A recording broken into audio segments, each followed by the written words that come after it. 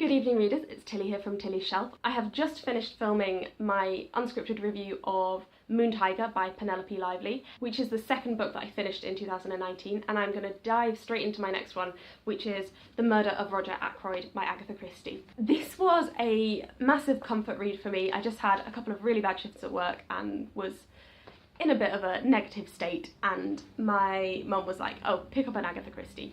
So I did, and it worked. Although I did spend most of the night reading this, and then I went on training day the next day and was very tired. So my advice is don't do that. But I pretty much read it in one sitting, which is what I normally do with Agatha Christie. It was an entirely predictable situation and I just shouldn't have started one when it was going to be late at night by the time I finished it. So this is a Poirot book. Typically I prefer Miss Marple's to Poirot's, but I did really enjoy this one. And it follows the normal small village setting, and somebody is killed, obviously Roger Ackroyd, and we're presented with a limited cast of people who could have been the murderer. In the review that I did of Moon Tiger, I talked about unreliable narrators and unreliable perspectives, and I think with Agatha Christie, so often the devil's in the detail, and a lot of it is in what is left unsaid.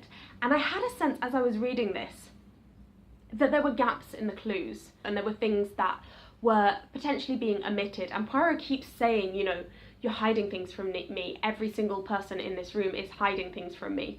And I was busy making suppositions, but I wasn't really getting what he was sort of implying with that. And I really enjoyed the way that this kind of gradually more and more things come out, as they tend to in murder mysteries. But I found the ending to this just a massive reveal. Like, I only had the tiniest of inklings of what was going to happen. I really don't want to do anything spoilery about this because it's very easy, I think, to spoil a murder mystery, and also very much not desirable. What I would say is that this was one of my favourite reveals that I've ever had from a murder mystery story, particularly from an Agatha Christie.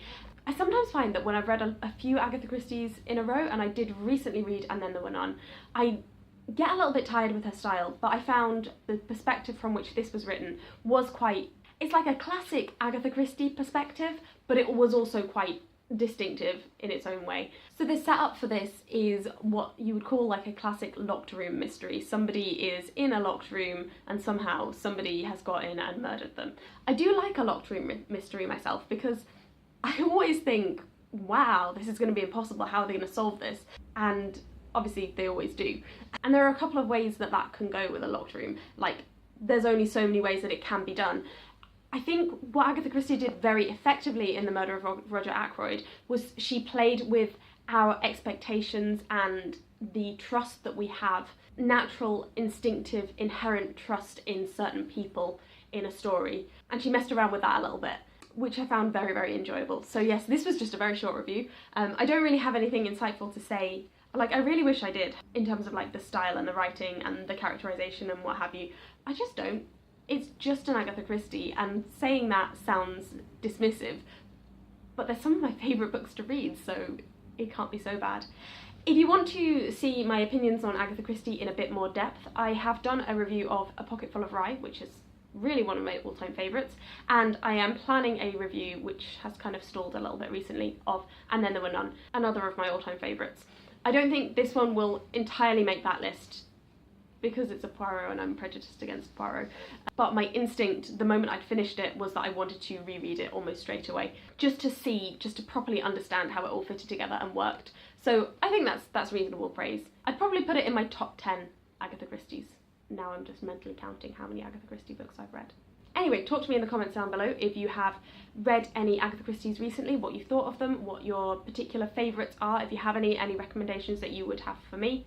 And if you've read this one, we can have like just put like spoiler in the top of your comment if you want to discuss more of like ending parts of the book, or things that would give away things to other people who haven't read it yet. I'm going to end this there before I get any more confused about whether or not I'm giving important clues away. Also, it's the 17th of January and I've already read 3 books. That's pretty good going for me. At the moment I am now reading A Lost Lady by Willa Carter on Serial Reader. I'm listening to the audiobook of White Tears by Harry Kunzru, and I am reading as a paper book American War by Omar El Akkab. I don't normally read this many new books, so I am enjoying that. Thank you very much for watching, and I will speak to you soon.